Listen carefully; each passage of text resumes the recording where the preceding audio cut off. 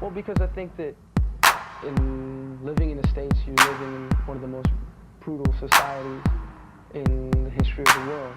You know, the country who inherited the genocide of the Native American peoples, a country which participated in chattel slavery. You know, the only country in the world to use and drop an atomic bomb on another country, society. The country which murdered and enslaved millions in Southeast Asia as a result of the Vietnam War. And we drew from the people who resisted.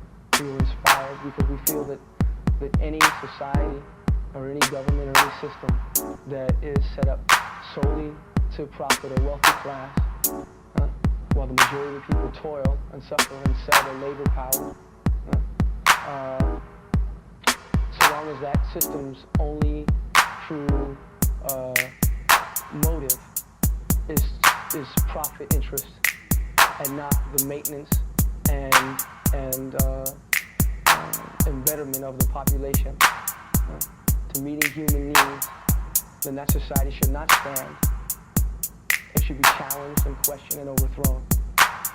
And waking up to the long legacy of brutality of American history and subjugating the world's population has been something we wanted to challenge through music.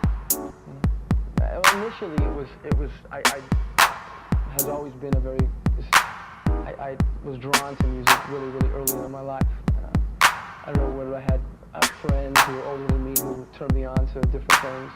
I think initially I was listening to like Hendrix. I was listening to a little bit of jazz. I was listening to Charlie Parker at a very young age, and I was just drawn to it. I started playing guitar at first. It was my first instrument I played. Later, I think it was just an instinctual thing. You know, I grew up in a very, I was a Mexicano in a part of the country where I was the exception to the rule because most Mexicanos in Orange County were there because they had a broom or a hammer in their hands or were picking baskets of strawberries, you know. So this is, there was a deep sense of frustration, alienation I experienced growing up in a very conservative community, very racist, very conservative community. And I think that's what initially attracted me to punk music and punk culture. Yeah. Well, I mean, there was so many, I think, the people that I was listening to at the time, you know, really moved me. People like Iggy Pop, the Stooges, the MC5, Public Enemy, Run DMC, you know.